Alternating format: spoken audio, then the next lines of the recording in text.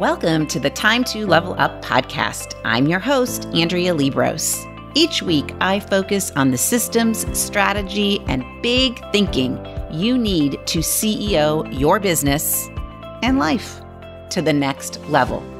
Are you ready? Let's go. Hello, my friends, and welcome back to the podcast. I am thrilled today to bring you another episode in my business audit mini-series where we're examining the different facets of your business that are important for you to have a better handle on so that you can, one, decide what needs to be focused on and what doesn't, and two, figure out where or what you can leverage in order to grow. So we're kind of doing an overview of all of the different facets of business. So if you haven't listened yet to our overview on what it's like to be an entrepreneur with Jill Lehman, go back and listen. But today we're going to talk about the people in your business. So I always say there's three different people in your business or groups of people. There's you. There are your clients or customers, and then there are your colleagues or your teammates. And today I have a guest, Nikki Lewallen Gregory, and she is here today to help us really explore this team aspect and leadership aspect of the people component and what it means to have the right people. Who are the right people? What do you do when they're not the right people? And how do you ensure that you're continuing to bring on the right people and or keep them? Okay. So I spend a lot of coaching time helping entrepreneurs figure out who these right people are, or if they're not feeling right, why aren't they feeling right? Is it you? Is it them? What needs to change? Do they need to go? Do you need to support them in a different way? So I enjoyed my conversation tremendously with her. She's got some really good points. So take notes. You might want to listen to this one twice even, but sit down, buckle up, and listen in to my conversation with Nikki Lewallen Gregory. Hey, listeners, I am thrilled to have with me today Nikki Lewallen Gregory, who I have known for a very, very long time. I don't know how long, but a long, long time in all sorts of different ways and roles. Yes. But when I was putting together this mini series and I was thinking about vision and people and who did I know that was an expert on this, her name popped into my brain. So Nikki, welcome. Thank you for being here. Thank you. I'm so excited to be here. And gosh, if we counted the years, I have to say it's been over a decade of knowing each other in different capacities. And I think we used to be office like roommates. You were on one floor and I was on another. So we'd see each other and crossing paths a lot more. So it's lovely to be here with you today. So tell the listeners, give them a little background about who you are and what you do and all. Well, I guess we would need 3 hours to tell them all the things you've done. But I'll make it really short. Okay. I'm going to lead with my why, and I really have a strong need to help people live. That would be the word, live during their 9 to 5. And not just live for the 5 to 9 or the vacations or the weekends. I believe that the workplace is probably the greatest mission field, if you will, to live out what you're meant to do here on earth. Gosh, we spend so many hours in these roles, from our 9 to 5 or whatever that looks like for you. And why not use your God-given strengths and thrive in that time so that when you go home or you go put on your other hat of your volunteer work or what you're doing in your church or what you're doing with your kids, that you are all that you can be because your work is energizing you and helps you be a better person. How many times do we see the opposite? And that's what I look to fight against, is how many people are absolutely drained. So therefore they're not involved in their communities. They feel like they're the worst parent ever. They don't have time for their spouse because they're absolutely drained. And so we created People Forward Network to help all people experience meaningful work. We believe that leaders are the catalyst for that. And if we build workplaces where people thrive, not only does the business bottom line get impacted in a significant way, but the ripple effect that they have on people that are in their organizations and all that they go serve is so much better. And so we're excited to do all the work we do every day to help people experience meaningful work. And I'm here to share anything I can to help leaders do a better job doing that. I love it. So one of the things that leaders really, I know, spend lots of time and energy on, and as they should, are the people within their organizations or their team members. I like to say, actually, there's three kinds of people in every business. There's you as the leader, there's your team or your colleagues, and then there's the person you serve. So if we're talking about who's on your team or who are your colleagues or who are you working with, how do leaders ensure that they are working with the right people? Gosh, that's such a big question. I would say I call it right people, right seats. Okay. So, we say the term right seat of the bus. Well, I think that on the right people side, it's attribute alignment. And then on the right seats, it's skill alignment. So attributes would be like, open-minded, curious, disciplined. And skills would be like, influence, relationship building, detail orientation. And I've seen so many times that people hire for skills and miss the attribute side, which is, one of our core values is relationship building. So we're going to be like high communication, high touch. And the person that we hired is excellent at detailed operational system development, but they never want to talk to a person, and they never want to engage in like build relationships, right? So you've got to have that mix of both. And I found that to be just so true over and over. I could tell you story over story after story. Okay. So it's not just soft skills and hard skills anymore, right? Like I really love how you're talking about attributes as what do they embody almost in a sense. Right. Totally. Yeah. And I think, there's a lot of different assessments out there that they're intended for different purposes. We all have our favorite probably. Yeah. It's like I grew up on DISC. I love DISC. It's so behavior oriented, and a lot of that is skills. Like, behaviors, a lot of them translate to skills where, a recent one that we've been working through is called the YOS. And it really helps you to see like, what is this person's why? What is their how? And how do they show up and do as they do? And so, for me, how that breaks down from the YOS is my why is to contribute, whereas somebody else's why is to challenge. Right. Yeah. And so being able to have those assessments that walk alongside to really guide this. So it's not just like off the cuff, you're a leader and you're like, well, I've got hundreds of people. How do I do this? You got to lean into some tools to be able to help you with that. But at the end of the day, it is a mix of not just we're hiring for skill. In order to sustain, they have to be aligned with like who you are as an organization for them to thrive as people. Yes. So how do you know in your organization, or how do you get your ducks lined up in a row to know what attributes you're looking for? Yeah. And I think a lot of that comes from the leader's vision. People need to spend ample time as a leadership team. I'll say that in a different way. Leadership teams need to spend ample time developing their vision, their mission, their core values. And I think sometimes people they overlook that. They're like, well, duh, yeah, we've had those forever. We've had those since we started. They've been on the wall. Right. Yes. And not only the time that it takes to develop these as to the core of who you are as a leadership team and your vision, but regularly checking in on that. And really what makes most sense for you, where, some companies like mine, highly relational, like relationships are one of our 5 core values.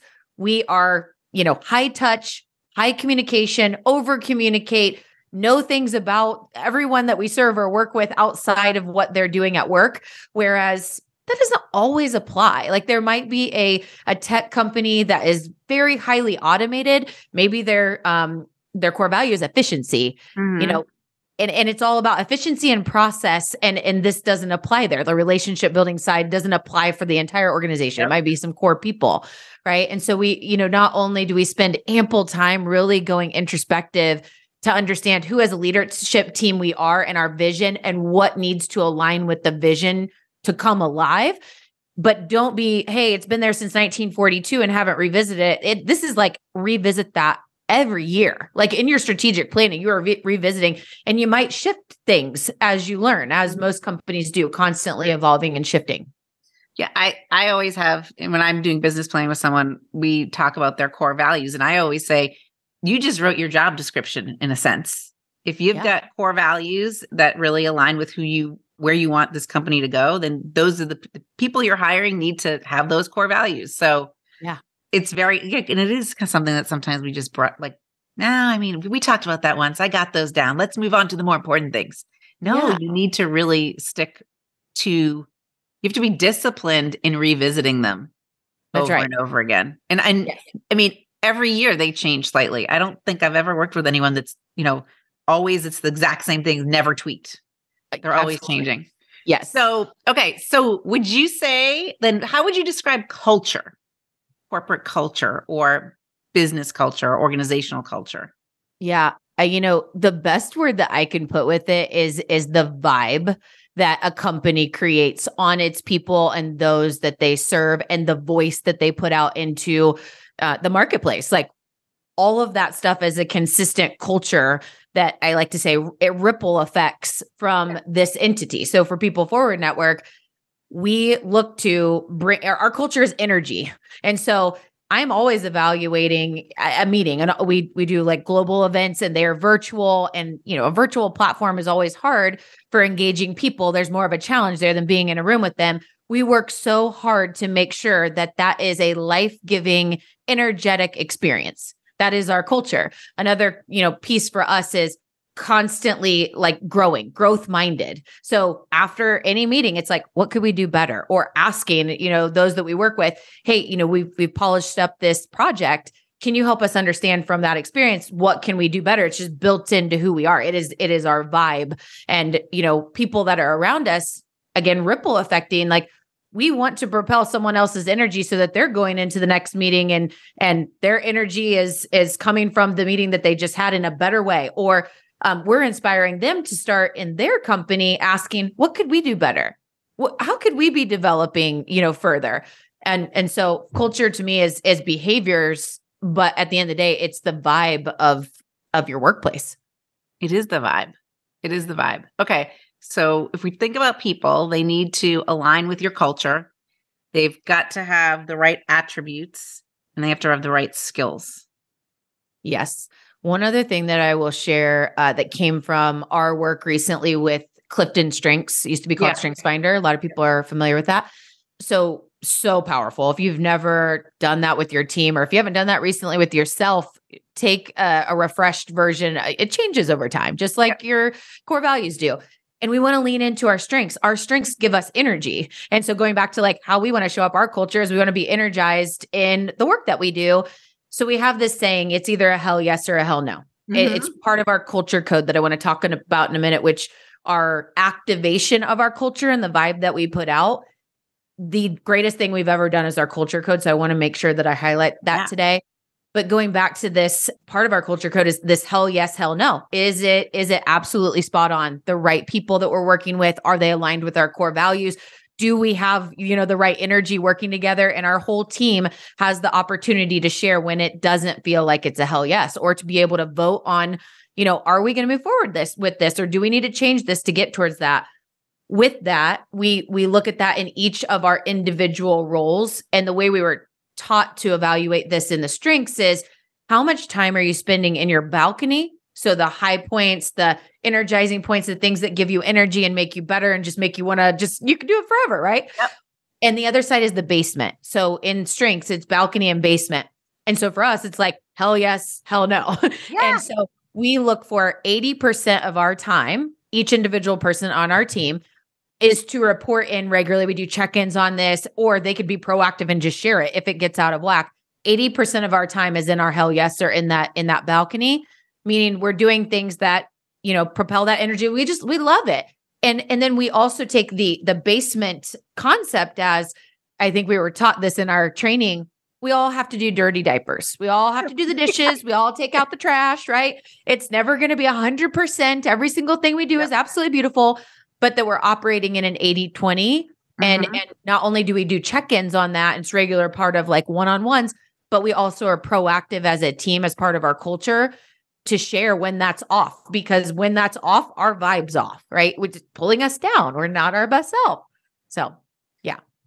How do you figure out if you've got someone on your team that you as the leader no longer think is a hell yes? Like, how do you deal with that? Do you have any, I mean, we can edit part of this out, but I'm super curious. Like, because when it's not a hell yes, I think the person is no longer a hell yes to us. We hold on to them too long.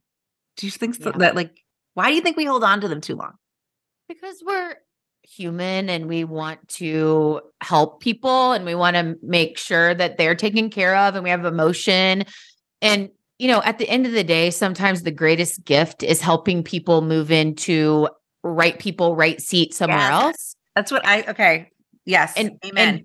And being that leader that has the guts to overcome the challenging emotional conversations you might have to help them get there. All of us, anyone that's listening, you and I, we all have examples of things that happened in our life that were icky at the time, but thank goodness someone pushed us or fired us or, whatever happened that helped us to move on to that next place. It's like, oh gosh, once you get past it, you're like, because I was not thriving here. Like this I wasn't thriving. That's why I'm no longer there. You haven't given, so if someone's like, I know they probably should move on, or I should let them go, or I need someone new. So you would be doing them a real favor.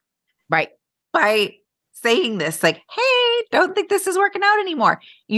But we don't give equal airtime in our brain to that. We go into I don't want to hurt their feelings, or maybe I should change, I need to do more. So, okay. Interesting. Yeah. Well, and I think there's two sides to that I just want to make sure we hone in on. I've seen this done terribly in not the way that we're talking about. Let me give a quick example. So with all of the AI movement and, Chat GTP's awareness and all of this, there is a very large company that recently sent a message 2 months after Chat GTP went live. So we don't know this is brand new. Sent out a message to all of their admin team. They have a lot of like field staff, but the admin team call it 100 people. They said, hey, in an effort to be people first and to be able to be transparent, we wanted to let you know that we're seeing the writing on the wall with AI. 50% of admin positions will be cut within a year. So we just love to have regular conversations with you about what might be a better fit. Like making a flippant decision like that, because it's in the, really it's all about just like a quick flippant decision on bottom line, like that kind of transition, not in favor of. When it's not like right seat, right alignment, a couple things come to mind as to what does that look like? Attributes are misaligned, culture, then it isn't aligned. Skills, we thought the skills were there, but for some reason they're not working out. And at the end of the day, KPIs aren't getting hit. So every role in your organization should have clear KPIs. And if you're consistently not hitting those KPIs, sometimes it's a business problem and an economic problem. A lot of times it's because it's not the right fit for the person. And on this side, you're doing them a favor because no one wants to be failing every day. No one wants to feel like it's not a good fit. And so on this, I just want to make sure I'm staying on this side of the fence, that really you're leading them to the next best place. And many jobs, most are a season. They are. No one, so true. It's a season. It's not forever and ever and ever, because we evolve also as people. Right. We have else. So, okay. Culture code. Yes. So culture code. I was a consultant doing like employee engagement type work for quite a few years before we got to this place with People Forward Network. And I got the opportunity to go behind the scenes inside of workplaces and just like see what different operations look like with their people. And I remember this one company, it was such a cool workspace. First of all, the vibe was awesome. People were great. And I learned that the secret that they had was this culture code. And it's like someone else explained it as it's kind of like our laws, like not in a harsh way, but our, these core laws that we stick to that drive our behaviors. And it becomes a second language for us, in our workplace. So wanted to share what that looks like to bring it to life. We worked so hard on our culture code. It's the first company that I have led that I've had one that I have guided the development of and seeing the fruits of that. So let me just run through ours really quick. It spells the acronym leadership because somebody on our team is just brilliant. They're like, we could rearrange this so that we could make it an acronym and easy to remember. I like it. So live work-life integration, embrace failure, ask for help, design efficient solutions that scale, engage in work results versus time spent on work, require a hell yes decision or we say no, serve the greater good, have fun and celebrate successes, improve ourselves, pursue excellence, not perfection. So that was a lot right there. That's a lot. But it helps us to stay true to another team member nudges someone that says, I don't think you've taken time off lately. We have a unlimited time off policy. Take it as you need it. We're all adults and we know how to prep each other. One of the challenges and downfalls is people don't take the time off. And so you have to learn how to balance that, not just in your day-to-day of like, I'm not going to sit on my screen for, 9 hours at a time because we're a remote work company. I have to take care of my health. That means I need to go for a walk. I need to, take a wellness break and go, maybe get a massage or whatever that looks like.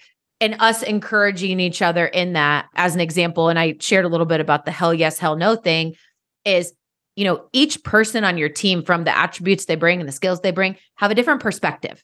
And they may see something that the leaders don't, or the team members, everyone has that. And to be able to say, here's why I don't see the hell yes. And people can speak up and say what that is so that we're not onboarding a terrible new client that someone sees the writing on the wall or read something about them or saw. And it's like, they aren't aligned with our core values and that they can speak up and be part of that, every single person on our team. So it has just been an absolute game changer for us. And it guides most of our team meetings. It guides our internal content and some of our external content. And it is how we live, like our actions of how we live as a team. I love the acronym. So many, like you packed so much into that leadership, like all in there. So is this something that you review on a regular basis?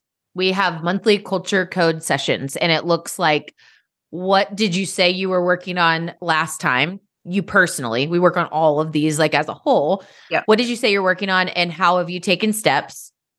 Next is, what are you doing right? What are you doing moving forward? Are you keeping that same one to keep going deeper? Are you switching it up? What are you focused on now until our next meeting next month? How do you see our team doing right now? Are there any gaps or things we need to celebrate?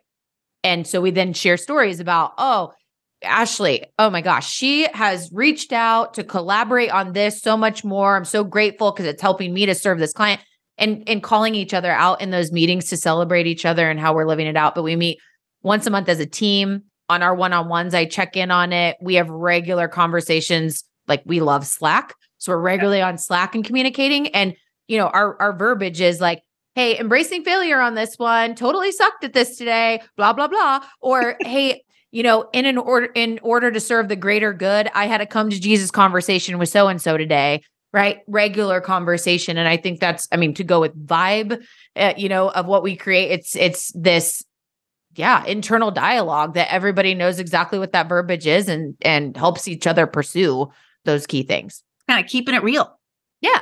Keeping it real, like be honest. And I would say being honest is being kind too. So you're being kind of kind to yourself and others, right? By keeping that dialogue open. Yes. I love it. Okay. So to wrap up, the name of this podcast is Time to Level Up. What do you think leveling up really means? Or how would you define that? Or is there an example that you can think of? Leveling up. Yeah. So just recently launched a new podcast with my husband called Addicted to Betterment. And when I think leveling up, it is this never ending, no finish line pursuit of greatness, I guess, to say it in a maybe cheesy way, but that is, it's, am I living in my best self today? And whatever, I woke up and the dog's sick and we have, a leak in the basement that day. Greatness looks different than tomorrow where, man, there wasn't any hiccups and got back from the gym feeling great and it just flowed. Every day is an opportunity to lean into only how to measure your greatness. And did you give it your best? And are you continuing to pursue growth and never stopping that? that's one side of it. The other side that I just want to make sure that I mention as a leader who is wanting to attract great people that fit their culture and are in the right seats, you as that leader are in charge of the vision. And it is your job to story tell really well as to what the future looks like for the people on this mission, because the culture code is a tactic.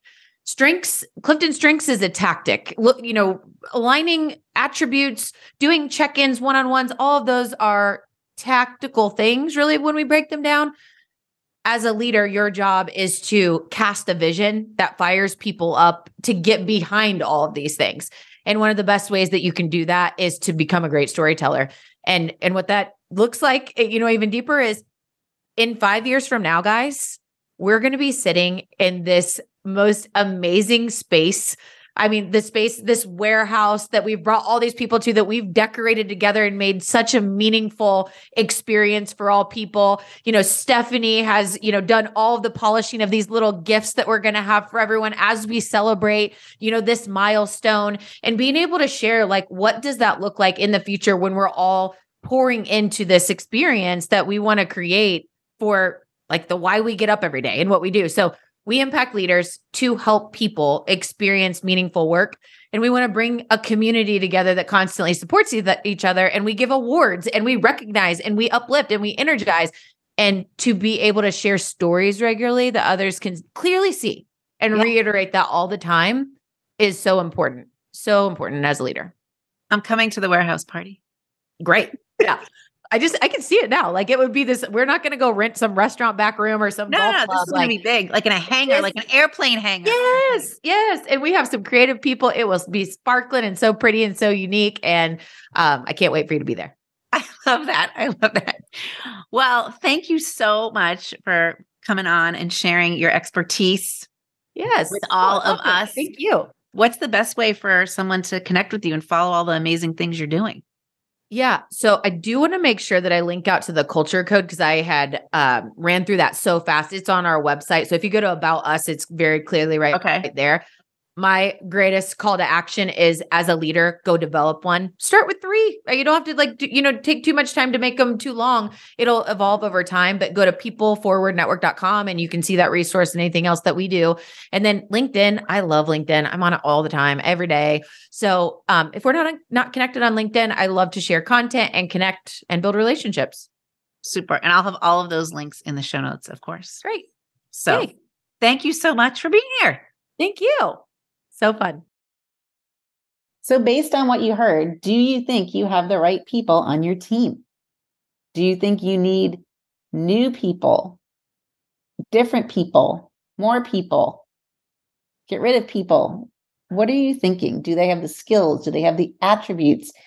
Or is it really you? You need to have a culture code and core values in order to do a better job with your people.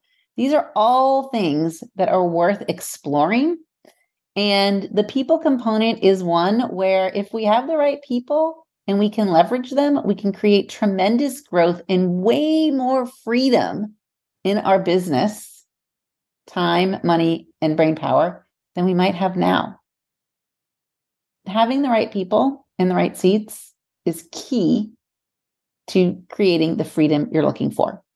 So if you are curious about creating more freedom in your business, I invite you to set up a call with me and we can talk about how we might together go about doing that so that you've got a partner in this process.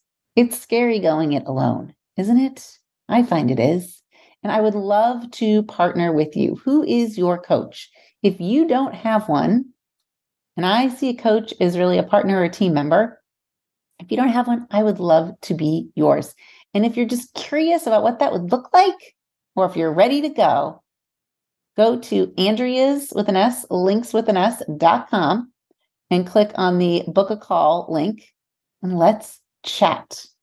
And before we go I just want to mention at andreaslinks.com, also, there is a quiz which will allow you to dig a little deeper into what facets of your business might need a little work.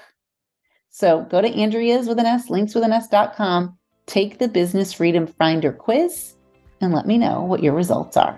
All right, my friends, I will see you next week. Hey, listening to podcasts is great, but you also have to do something to kick your business up a notch. You need to take some action, right? So go to Andrea's with an S, linkswithaNS.com, andreaslinks.com, and take the quiz. I guarantee you'll walk away knowing exactly what your next best step is to level up.